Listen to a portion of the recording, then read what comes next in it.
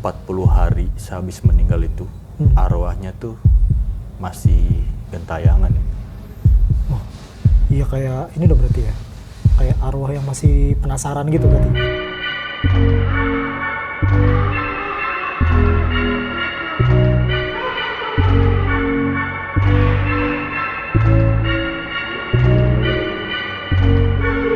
Jadi ada di salah satu SMA negeri di Jakarta, di mana sekolah itu sekolah unggulan lah bisa dibilang. Di Jakarta itu adalah salah satu sekolah unggulan.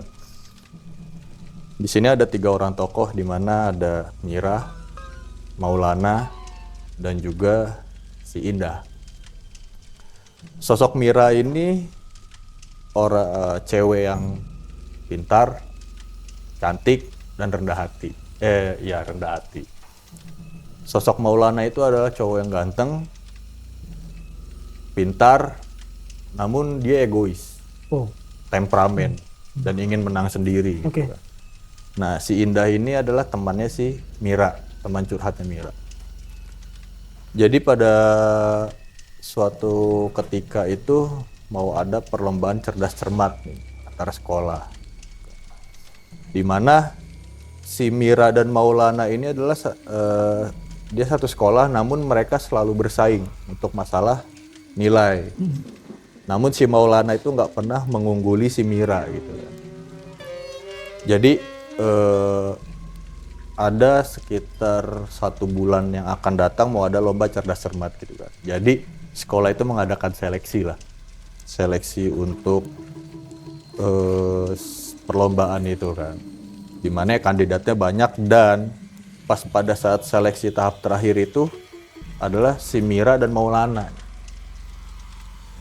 Di situ pada saat seleksi itu si Maulana nggak terpilih nih. Akhirnya si Mira lagi yang mewakili sekolahnya untuk mengikuti cerdas cermat antar sekolah di DKI Jakarta kan. Di situ karena si Maulana merasa dirinya selalu kalah ya sama si Mira gitu. Akhirnya dengan gelap mata itu dia melakukan atau dia punya rencana untuk mencelakakan si Mira. Karena si Maulana merasa gue pengen banget ikut cerdas cermat untuk mewakili sekolah gitu kan. Tapi ternyata yang dipilih si Mira kan. Jadi dia atur rencana supaya bisa mencelakakan si Mira gitu. Sebenarnya niatnya Maulana itu nggak mencelakakan dalam artian membuat korban meninggal gitulah, namun sakit atau akhirnya tidak bisa mengikuti lah. Jadi pas pada saat seminggu sebelum perlombaan itu, si Maulana selalu mengintai nih si Mira itu pulang sekolah jam berapa dan apa aja yang dilakuin pada saat sekolah kan. Jadi pada saat itu sekolah itu selesai jam 3 sore kan. Namun si Mira ini termasuk kategori orang menengah ke bawah nih perekonomiannya. Jadi untuk membaca buku atau belajar itu dia selalu melakukannya di sekolah, di perpus, buku-buku di perpustakaan, karena untuk akses internet dan apapun dia sangat minim kan di rumah gitu. Jadi selama 1 minggu pokoknya 1 minggu persiapan itu si Maulana ngelihat nih jam berapa dia pulang dan lain. Pada suatu ketika itu rencana yang udah direncanakan sama si Maulana itu dia rencanakan lah di hari itu. Jadi si Mira itu pulang dari sekolah itu sekitar jam 7 malam. Karena dia habis belajar kan. Ya, habis baca-baca buku di perpus, dia pulang malam. Si Mira ini sekolah naik sepeda. Memang jaraknya aja cuman hanya ada sepeda kan. Jadi sekolah itu memang ada di pusat kota gitu kan. Jadi dia lewat jalan protokol lah. Nah si Maulana itu sosok orang yang kaya kan. Jadi pas pada saat itu si Maulana ngebuntutin tuh si Mira pulang. Sampai dia lihat keadaan sepi di jalanan, akhirnya si Mira ditabrak lah. Sampai segitunya? Ya karena dia ingin mencelakakan Mira kan. Karena si Maulana naik mobil, jadi sepeda Mira tuh diserempet lah sama mobil Maulana. Sehingga si Mira itu jatuh terseret kurang lebih hampir 20 sampai 30 meter. Oh, coba. Selesai tabrak lari itu karena sepi ya, Maulana ngeliat momennya memang lagi sepi, akhirnya Maulana kabur lah. Kabur. Dan si Mira meninggal seketika di situ. Oh, kacau. Kacau sih. Oke, selesai Maulana kabur, nah si Mira meninggal, akhirnya dapat kabar ke sekolah, di sekolahan besok paginya. Akhirnya karena itu 1 minggu lagi akan lomba, jadi si Maulana lah yang otomatis terpilih mewakili sekolah itu kan, Iya, menggantikan si Mira. betul. Oke, akhirnya si Maulana ya belajar biasa untuk mengikuti ujian. Nah, 1 hari setelah kematian si Mira, si Indah tuh selalu digangguin tuh sama sosoknya si Mira. Selalu digangguin. Ya, 1 hari setelah kematian Mira itu malam hari, si Indah pulang sekolah sekitar biasa maghrib lah, dia sampai rumah kan. Maghrib sampai rumah biasa bersih-bersih, terus dia makan malam, terus belajar kan. Nah, pada saat dia sedang belajar tuh si Indah suka suka denger suara kayak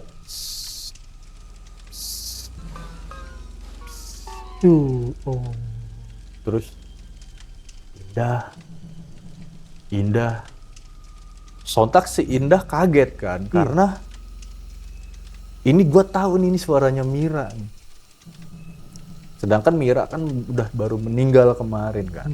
Akhirnya si Indah tetap melanjutkan belajar lah, sampai akhirnya malam tuh sekitar jam 9 atau jam 10 si Indah tidur lah, karena capek kan. Dia tidur, pas pada saat tidur si Indah tuh dimimpiin sama si Mira. Mimpinya itu hanya Mira datang ke mimpinya cuman bilang ke Indah itu, lo rajin belajar ya Indah. Udah pesan dong berarti ya? Pesannya hanya itu. Akhirnya besok paginya si Indah bangun ya kan. Nah Maulana, ini Maulana belum ada cerita lagi karena di sini masih si Mira itu mendatanginya si Indah nih. Di hari kedua itu di sekolah nggak ada kejadian apa-apa. Setelah pulang sekolah si Indah didatengin lagi tuh sama sosoknya si Mira. Ini selalu diganggu di rumah berarti, parah banget. Iya. Parah. Kali ini Mira itu menampakkan sosoknya di rumah si Indah. Sekarang udah berani nampakin nih berarti. Nah, jadi posisinya itu si Indah biasa lagi belajar ngerjain PR. Itu posisi meja belajarnya Indah itu langsung menghadap jendela kan. Sehingga si Indah lagi fokus belajar, tiba-tiba kayak ada angin yang menyapu hordengnya. Kan suka itu ya. Jadi padahal gordennya si Indah itu tertutup. Jendelanya tertutup. Seharusnya kan tidak ada angin ya yang datang. Tapi tiba-tiba gordennya itu kayak bergerak, ngebuka. Nampaklah sosok Mira di situ. Di jendela tuh? Di jendela. Sontak Indah kaget dong. Kaget, akhirnya dia lari ke kasur dan selimutan tuh. Si Mira itu dengan sosok Mira itu kayak manggil Indah. Kejadiannya kayak waktu itu berarti dipanggil lagi dia ya? Kejadiannya sama seperti saat kemarin, tapi ini ada sosoknya nih. Iya benar. Dia memang mau ngasih pesan sih kayaknya. Nah, terus si Indah ya udah saking ketakutannya dia lari ke kamar nyokapnya lah. Dia cerita sama nyokapnya gini. Sampai akhirnya dia tidur sama nyokapnya. Kebetulan si Indah ini bokapnya udah meninggal juga kan. Jadi dia tinggal hanya berdua sama nyokapnya gitu. Jadi dia tidur sama nyokapnya. Si Indah ini sosok cewek yang rajin. Jadi rajin datang pagi lah. Jadi tuh dia itu selalu datang paling awal di sekolah. Nah, berarti kan udah di hari ketiga nih setelah si Mira meninggal itu kan. Pagi-pagi itu si Indah datang terlalu pagi lah. Jadi jam sekolah itu masuk jam 7, si Mira udah datang jam 6. Masih sepi kan sekolah. Begitu dia datang, pas dia buka pintu kelas, tiba-tiba ada sosok Mira yang lagi duduk di bangku. Gila. Sontak awalnya si Indah itu nggak ngeh, dikirain itu anak murid yang datang lebih pagi dari dia. Itu berarti kejadiannya itu kelasnya masih kosong. Kelasnya masih kosong. Wah. Tapi si Indah itu menganggap bahwa ada anak murid lain yang udah datang lebih pagi dari dia dong, gitu. betul. Karena selama ini si Indah tuh selalu datang paling pagi di kelasnya. Iya. Pas begitu lihat, tumben nih udah ada yang datang gitu kan. Tapi kok pas dilihat dengan jelas itu seperti sosok Mira dan duduk di bangkunya gitu. Pas begitu dia tanya, "Halo, ini siapa ya?" Terus si sosok yang ini akhirnya kayak merespon lah, melihat pas nengok ternyata sosok Mira. Sontak si Indah kaget. Gitu pasti. Kaget, dia lari lah tuh ke depan gerbang lah ibaratnya. Pas begitu lari, akhirnya dia nabrak penjaga sekolah tuh, karena dia saking lari kan nggak ngeliat jalan, panik kan. Akhirnya dia nabrak kepala sekolah, nabrak penjaga sekolah. Penjaga sekolah. "Kenapa Neng?" kata penjaga sekolahnya. "Anu Pak, ada hantu." "Kenapa?" Pokoknya si Indah itu gugup lah. Akhirnya yaudah Neng, ayo ikut bapak.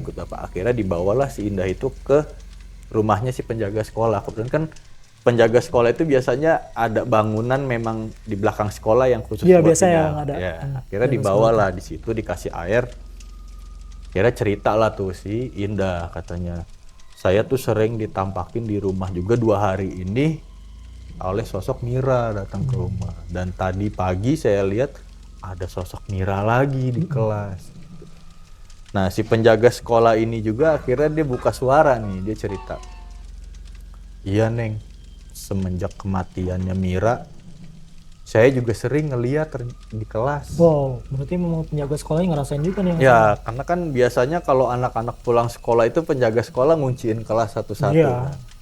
Nah, pas dia mau ngunci kelas itu, selama 2 hari itu, si penjaga sekolah ini selalu melihat sosok Mira memang duduk di tempat duduknya, yang lagi belajar. Tempat duduk dia yang biasa dia tempatin. Yang biasa dia tempatin, dan dia lagi belajar. Jadi udah 2 hari kematiannya tuh si penjaga sekolah selalu melihat nih sosok Mira itu. Akhirnya ya udah, bel masuk lah. Akhirnya si Indah masuk ke kelas itu. Selesai belajar, nggak ada apa-apa. Si Mira pulang lagi lah. Kebetulan pada saat itu si Indah itu pulang ke rumah, sampai rumah itu malam sekitar jam 9. Karena memang si Indah itu ikut ekskul gitu lah di sekolah kan. Jadi pulang malam jam 9 sampai rumah. Begitu sampai kamar dia buka, jendela kamar dia tuh gordennya nggak ditutup. Gordennya terbuka kan. Otomatis kan dia biasa bisa ngeliat keluar kan. Akhirnya dia menuju ke jendela untuk nutup gorden rencananya. Pas begitu dia mau nutup gorden, tiba-tiba sosok Mira ada lagi. Indah manggil lagi dan menampakin. Dan dia mengucap satu kata, "Maulana." Maulana siapa? Maulana itu sosok cowok yang tadi yang nabrak si Mira nih. Si Indah itu, ada sosoknya Mira itu mendatengin si Indah, dan dia hanya ngomong, "Indah, Maulana." Tiba-tiba hilang sosoknya si Mira. Ya maksud gue kenapa disebut Maulana? Nah, nih lanjutannya. Jadi setelah si Indah itu dapat kata Maulana dari si Mira, si Indah langsung connect nih. Apa jangan-jangan si Maulana yang nyebabin si Mira meninggal? Nah, tiba-tiba langsung Indah tuh terkonek ke situ. Akhirnya dengan cepat Indah nelpon si Maulana. Tuh nelpon si Maulana, diangkat lah. Ada apa Ndah? Tapi dengan nada si Maulana itu kayak ketakutan. Panik. Iya, ketakutan, panik. Panik dia. Maulana, iya Ndah, kenapa gitu? Tapi sambil panik lah gitu. Posisinya itu, lu lagi di jalan ya? Iya Ndah, gue masih di jalan. Nah, pas begitu dia nelpon itu, sebelum si Indah mau ngomong itu, ampuni saya, tolong. Si Maulana teriak gitu dong. Nah, dengan ininya si Indah langsung nembak tuh si Maulana. Lu yang bikin celaka si Mira ya? Si Maulana bilang, enggak Konda, enggak. Tapi sambil sesekali si Maulana bilang, tolong, ampuni saya, tolong. Maulana, iya Ndah. Jebret. Suara tabrakan. Sampai si Indah tuh, Maulana, halo. Gak ada yang ngangkat kan. Kira dimatiin lah sama si Indah. Nggak selang lama 30 menit atau 1 jam ya, gue kurang tahu. Tiba-tiba tuh si Maulana nelpon ke handphonenya Indah kan. Diangkat lah. Ya Maulana, ternyata dari pihak polisian. Jadi si pas olah TKP dia nemu handphone dan panggilan terakhirnya itu dari Indah. Akhirnya ditelepon lah. Indah dengan pokoknya telepon bla bla bla bla. Akhirnya Maulana ditemukan tewas di situ juga. Di situ tuh maksud tempat yang itu? Iya, jadi si Maulana, tempat kejadian itu? Si Maulana itu nabrak nabrak trotoar dan pohon besar. Oh, wow. Mobilnya. Wow. Jadi dia mati di tempat lah seketika itu. Akhirnya dicerita gini. Nah si Indah ini nelpon lah orang tuanya si Maulana. Untuk mengabarkan bahwa Maulana kecelakaan dan dia sekarang dibawa ke rumah sakit ini buat diperiksa, diotopsi karena meninggal kan. Wow. Udah begitu, selang itu akhirnya malam itu si Indah tidur lah. Si Indah tidur dan si Indah itu dimimpiin lagi sama sosok Mira. Di mimpinya itu Mira tersenyum sama Indah sambil mengucap terima kasih Indah. Dia ngasih pesan, ngasih ucapan, berarti memang dia selama ini itu ya. Nah, jadi kayak ngungkapin itu ya. Bisa diambil kesimpulan bahwa sosoknya Mira itu minta Indah untuk mengungkap bahwa si Maulana lah yang menyebabkan dia celaka gitu. Benar, bisa diambil itu. Ya. Di hari besoknya itu akhirnya ya biasa dia si Indah sekolah dan akhirnya karena kontestannya si Mira dan si Maulana itu meninggal, akhirnya si Indah yang naik untuk mengikuti lomba cerdas cermat itu. Akhirnya maju. Jadi ceritanya gitu si sosok si Mira ini mengganggu si Indah hanya untuk minta pertolongan bahwa si Maulana lah penyebab dia meninggal. Iya.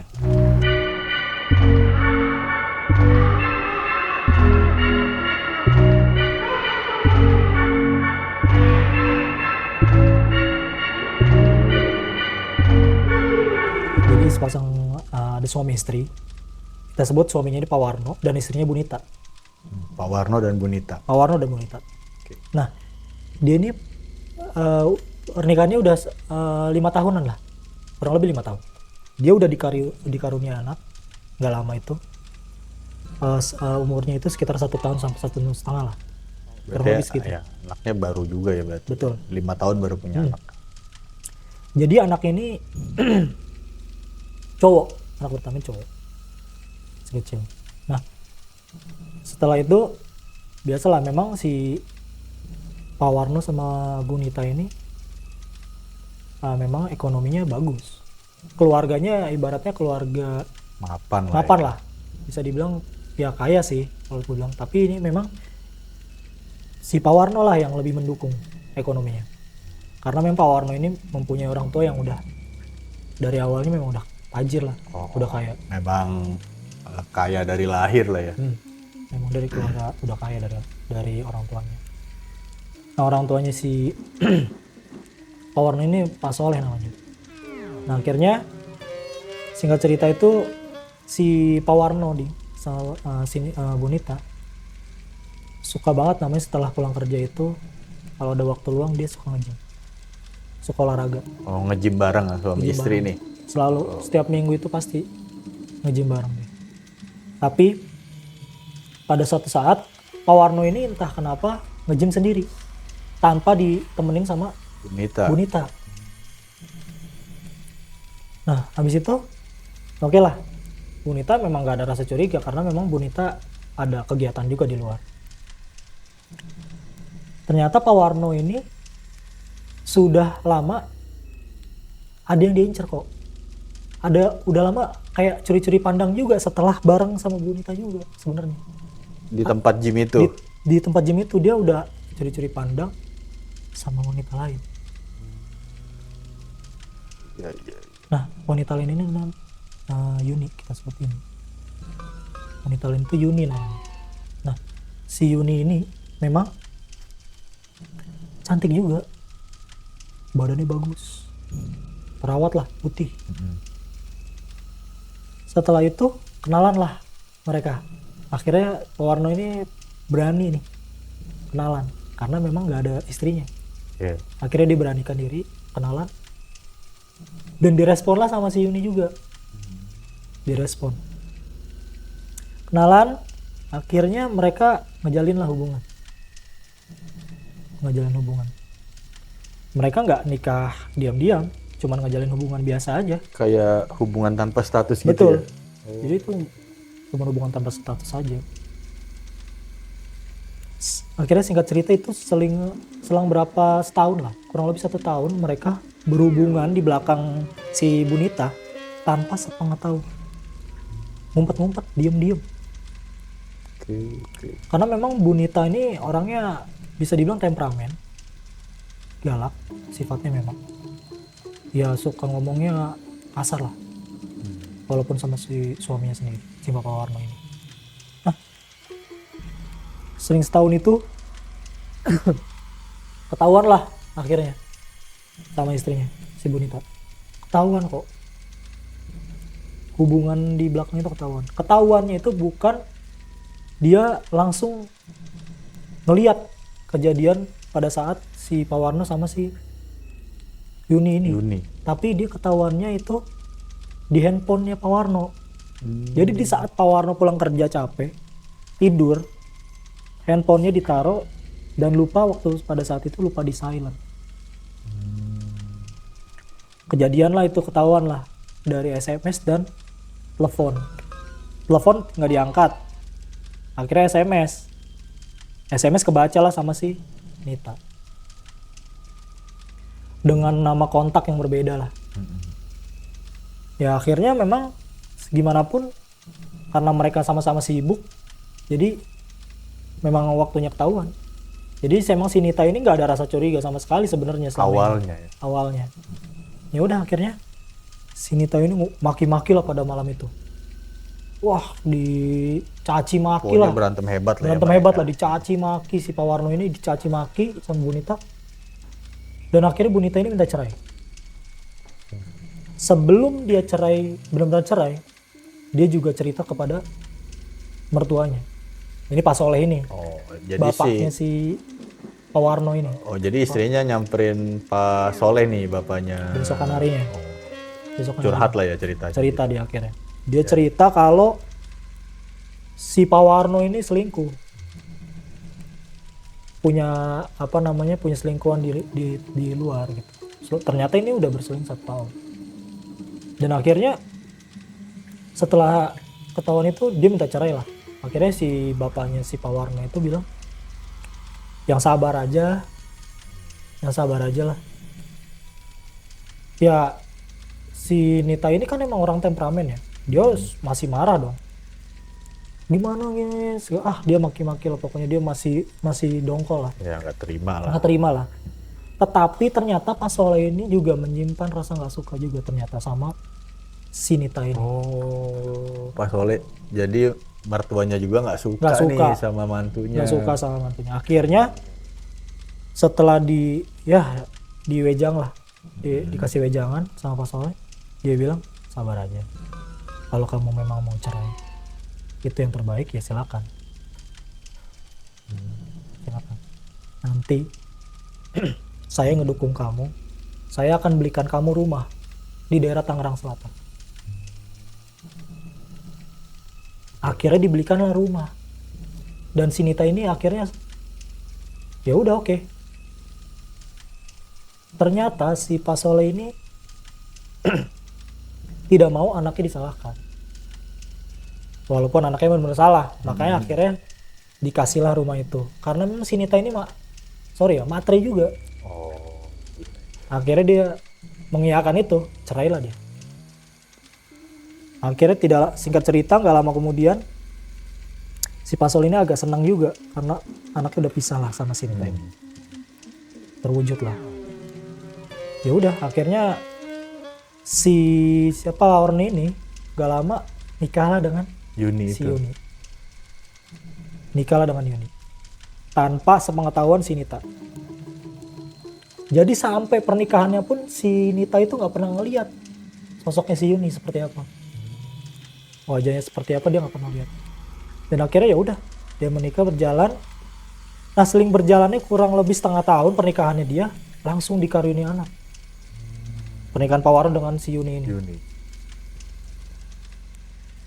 Akhirnya hamil lah si Yuni ini kan. Hamil.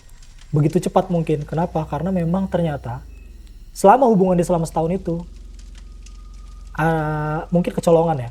Jadi sebelum nikah itu dia udah sebelum kayak nikah seperti itu udah berhubungan. Ya, sebelum nikah itu si Pak Warno itu udah berhubungan sama si badan Yuni. sama si Yuni. Betul. Berhubungan badan sama si Yuni. Dan akhirnya makanya begitu cepat setelah baru setengah tahun pernikahannya dia udah udah hamil kan? Udah hamil. Udah dia hamil, udah karuniai gitu. Tapi ya Pak Soleh juga gak akan kepikiran ke situ, orang tuanya si Warni ini. Ya udah akhirnya singkat cerita tibalah waktu kelahirannya anaknya si Yuni ini. Waktu untuk kelahiran anak si Yuni ini. Nah, waktu itu memang Pak Soleh lah yang mengantarkan si Yuni waktu dalam keadaan darurat ke rumah sakit. Ke rumah sakit Untuk waktu dia lagi untuk melakukan persalinan. Pak Warno ini akhirnya dikabarin sama si orang tuanya, segera datang, segera pulang gitu kan. Akhirnya udah pulang lah, jalan pulang. Setelah itu proses tetap berjalan, langsung dieksekusi karena si Yuni memang kondisinya lemah. Karena memang ya orangnya kalau Pak Warno suka sama dia karena memang sifatnya lembut. Ya. Karena memang dia lemah, tidak kuat, akhirnya dia meninggal pada saat melahirkan itu. Jadi pas melahirkan itu, anaknya selamat, tapi si Yuninya tidak selamat. Jadi pas lahiran itu si Yuninya meninggal nih, anaknya selamat. Anaknya yang selamat. Setelah Pak Warno tiba di rumah sakit, diceritakan sama dokter, Pak Warno langsung stres.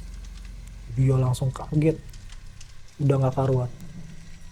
Pokoknya dia udah gak karuan lah perasaannya. Kacau balau. Ngerti. Ada rasa kesel juga dia sebenarnya. Dan akhirnya ya setelah proses itu selesai, tidak lama kemudian mereka pulang. Akhirnya mereka pulang ke rumah Pak Soleh. Oke, jadi rumah dukanya di rumah Pak Soleh. Rumah dukanya rumah Pak Soleh. Rumah Pak Soleh. Setelah itu dikabar lah si Nita sama Pak Soleh. Dikabarin lah kan itu. Si Nita mantan istrinya itu kan. Kalau si Yuni ini meninggal. Beberapa hari kemudian datanglah si Nita ke rumah duka untuk menengok bayi dan berbelasungkawa, mengucapkan belasungkawa untuk keluarganya ke Pak Warno. Yaudah, akhirnya Pak Warno waktu itu udah lagi beraktivitas lagi, karena waktu itu udah seling beberapa hari. Dia beraktivitas kerja lagi. Setelah si Pak Warno ini pulang, dia kaget dong. Oh, ada si Nita di sini. Padahal si Pak Warno ini nggak pernah ngasih tahu. Ternyata Pak Soleh lah yang tadi kasih tahu kan. Pak Soleh kasih tahu. Tapi si Nita ini bersikap lebih dewasa. Bersikap beda lah dari yang dulu. Lebih baik, lebih beda lah pokoknya. Sifatnya nggak temperamen lagi, nggak galak lagi. Buat narik perhatian Pak Warno lagi mungkin. Ternyata memang tuh dia itu ada niatan untuk balik lagi oleh Pak Warno. Nah setelah itu Pak Warno marah-marah dong. Kenapa lu kesini-sini? Kenapa harus ke rumah? Ngapain ke rumah gini-gini? Akhirnya si Nita ini jelasin dengan cara dia yang baik. Dan akhirnya Pak Warno ya stres lah. Dia masih stres waktu itu. Akhirnya karena setelah kejadian itu, kenapa pindah ke rumah orang tuanya? Karena Pak Warno setelah itu nggak mau ngurusin anaknya. Dia nggak mau ngurusin anaknya yang baru lahir dan anaknya yang pertama. Dia benar-benar nggak mau. Dia stres. Dia pulang malam setiap pulang kerja. Dia mabukan ke klub malam, pulang larut malam setiap hari. Dia lupa akan punya anak yang baru lahir.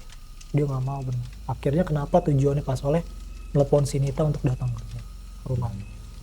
Makanya Pak Warno sangat marah. Akhirnya singkat cerita, setelah Nita datang di rumah duka, si Nita ini pengen ngeliat lah ke dalam rumah. Ngeliat bayinya lah. Kebetulan bayinya itu tidur di dalam kamar. Setelah di dalam kamar itu, si Nita lihat bayinya lagi tertidur lah di kasur. Ya kan? Anak yang pertama ini lagi di kamarnya dia. Karena tidur sendiri kan, masing-masing. Nah, anak bayinya ini dilihat digendong lah sama si Nita. Digendong kan. Setelah itu lagi digendong-gendong lah sama si Nita. Ternyata ada suara muncul dari lemari bayi, lemari pakaian. Lagi digendong-gendong ada muncul suara di dalam lemari pakaian bayi di kamar itu. Akhirnya disamperin lah sama si Nita ini, Bu Nita ini. Dilihatlah ke dalam lemari tersebut. Pas dibuka ternyata tidak ada. Setelah lemari itu ditutup, kembalilah bunyi lagi. Bener-bener goyang lemari ini. Gue bayangin lagi. Nah pas sudah itu ditengoklah lagi, nggak ada. Gak lama kemudian dari belakangnya Bu Nita, di seberang kasurnya ada sosok wanita putih berdiri melihat Bu Nita sedang menggendong bayi dengan muka yang marah, dengan mata yang melotot. Kaburlah si Bu Nita keluar kamar. Kabur Bu Nita keluar kamar. Setelah keluar kamar, ditanya dong sama orang yang di rumah itu, berikut dengan Pak Soleh juga, orang tuanya. Karena Pak Warno waktu itu lagi belum pulang, masih di luar. Iya. Akhirnya ditanya lah, kenapa nih? Wanita ini nggak mau ngasih tahu, nggak mau menceritakan apa kejadian yang di kamar itu. Tetap masih menggendong bayi. Ternyata setelah kejadian itu, nggak sengaja si Bu Nita ini ngeliat di tembok ada bingkai foto. Ternyata itu mukanya Yuni, istrinya si Pak Warno, istri keduanya Pak Warno. Ternyata pas dia kaget, Bu Nita ini kaget lah. Yang tadi di kamar wajahnya ini. Berarti ternyata itu sosoknya Yuni itu. Itu sosoknya Yuni. Ternyata itu adalah sosoknya Yuni. Mungkin si Yuni ini jadi orang penasaran karena melihat anaknya ini digendong sama orang lain. Iya, gue bayangin kayak gitu. Dan akhirnya singkat cerita itu dia Pak Soleh ini dikumpul lah si Pak Warno dan Bu Nita. Di saat hari itu singkat cerita disuruhlah nikah lagi. Akhirnya si Pak Warno mengiyakan, tetapi ada syarat. Loh, ada syarat lagi? Ada syarat dari Pak Warno. Lo urus anak-anak gue. Kirain tuh Bu Nita itu udah berubah. Ternyata dalam hatinya adalah kesel sebenarnya sama perjanjian itu. Tapi karena setelah kehidupan dia bercerai dengan Pak Warno, jadi nggak layak. Akhirnya dia iyakan. Karena dia pikir, gue balik lagi ke sini, hidup gue lebih layak lagi. Oh iya. Ya kan? Ngerti. Lebih layak lagi. Akhirnya dia akan. Setelah itu, singkat ceritanya adalah, oke, dia akhirnya nikah lagi, berumah tangga lagi. Balikan. Dengan kondisi ada anak satu lagi yang masih bayi.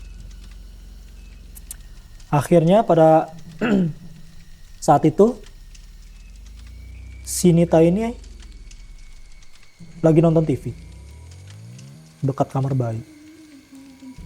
Si Nita ini kesel. Posisinya di si Nita ini sendiri karena Pak Warno itu ada kerjaan di luar, Mas Soleh pun sendiri. Dia kesel karena anaknya nangis terus. Yang mana? Yang bayi ini? Yang bayi. Sedangkan yang satu lagi itu masih di kamar yang lain. Ya. Sedang tidur. Yang satu ini yang masih orok, yang masih bayi ini nangis terus. Kesel akhirnya. Si Nita ini. Kesel. Akhirnya dia marah. Dia ngedumel. Akhirnya dia masuk lagi ke dalam kamar si bayi yang masih orok ini. Dia masuk ke dalam kamar itu. Sambil digebrak kasurnya. Karena biar bayinya tuh diem gitu. Dia kesel. Dia gebrak. Iya. Dia gebrak. Kenceng. Sampai bayinya tuh agak-agak terpental sedikit. Iya. Dan akhirnya digendong si bayinya. Digendong sambil marah-marah, sambil ngoceh, sambil marah-marah, berkata kasar. Sambil digini. Sambil digendong dengan secara kasar. Iya. Goyang-goyang. Nah, pas dia lagi gendong, datang lagi lah penampakan si Yuni. wanita putih itu lagi. Si Yuni ini. Datang lagi lah penampakan itu di seberang pada saat si Nita lagi gendong. Di depannya dia. Di depannya dia. Seberang kasurnya lagi. Berarti berhadap-hadapan. Iya, berhadapan-hadapan. Dia lagi gendong. Dia kaget kan. Sosok putih itu lagi ngeliat sedang mukanya itu marah lagi. Matanya merah bener. Melotot. Mukanya sambil melihat marah. Sambil menggendong itu dia kaget. Dia teriak. Akhirnya si Nita. Gue merinding lagi. Gokil kan? Si Nita itu akhirnya teriak. Dia teriak dengan kencang. Dengan cepat si sosok wanita putih itu akhirnya dia ngesot sambil jalan ke cengkram kakinya si Nita. Sampai ada berbekas memar. Seperti cakaran. Cir, gue ngebayangin. Sampai habis itu setelah dicakar itu dia langsung berdiri. Dicekek lah lehernya. Si Nita itu sampai dia benar-benar nggak bisa nafas. Dia mau teriak sampai tersengang. Sampai tersengang gitu, sampai teriak. Akhirnya nggak lama kemudian setelah dia teriak kencang, terlepas lah itu cekekan, lari lagi dia keluar kamar. Si bayi itu? Tetap masih di dalam gendongannya dia. Dia lari sambil gendong-gendong bayinya. Gak lama dari situ dia keluar kamar. Ada suara lagi di kamar anak yang pertamanya dia. Itu seperti suara mainan berbunyi. Seperti kereta dorong yang ada musiknya. Oh iya, tahu. Itu bunyi di atas. Akhirnya dia panik, dia teriak, dia sambil marah-marah dia tetap naik ke atas karena dia pikir anaknya dia di situ. Iya. Dia datang ke atas, ternyata tidak apa-apa. Tidak ada apa-apa. Anaknya tetap masih tidur di sini. Dia akhirnya turun lagi. Akhirnya dia balik lagi ke ruang TV karena di situ doang tempat dia yang aman. Gak lama kemudian si Pak Warno itu datang. Pak Warno datang malam-malam sekitar jam 10-an. Dia datang, dia ceritain lah itu. Tapi anehnya si Nita ini diajak ngobrol sama Pak Warno, tapi dia pucat, dia lesu, tatapannya kosong, sambil menggendong bayi di dalam kamar si bayi. Setelah itu dilihat, ditanya, kenapa? Kamu kenapa? Dia keluar ke ruang TV lagi dengan jalan, dengan mimik yang datar, muka kosong, pucat, dia duduk lagi di kursi. Ditanya lagi sama Pak Warno, kenapa? Ada apa kamu? Dia sambil masih menggendong aja. Nah, setelah itu dia masuk lagi ke kamar. Pak Warno sedang mengganti baju kan. Pas Pak Warno keluar kamar lagi, kamar dia, carilah si Nita itu, masuk lagi ke kamar. Ternyata yang diajak ngobrol itu adalah sosok si Yuni. Ternyata itu si Nita ini masuk kerasukan sama si Yuni ini. Kesurupan. Tapi yang dilihat Pak Warno, ternyata yang diajak ngobrol itu bukannya si Nita. Yang dilihat adalah si Yuni. Akhirnya si Pak Warno nanya ke sosok si Yuni ini, kamu sudah beda alam sama saya. Kalau kamu mau bertemu dengan saya, balik ke alammu, nanti kita akan bertemu pada saatnya. Kamu balik dan tenanglah. Kemana Nita? Dia nanya, kemana Nita? Kemana Nita? Nita tidak ada. Yang saya lihat adalah kamu, Yuni. Kemana Nita? Kemana kamu bawa Nita? Dan akhirnya dengan Pak Warno bilang seperti itu, ya kamu yang tenang, tolong kamu balik ke asalmu. Ini bukan tempatmu di alam sana. Nanti kita akan ketemu di sana pada saatnya. Pak Warno berpesan lah ya ke si Pak Warno bilang lah ke si Yuni. Akhirnya si Yuni akhirnya si Nita itu muncul lagi dan sadar. Ternyata memang dirubah wujud lah si Nita itu jadi si Yuni.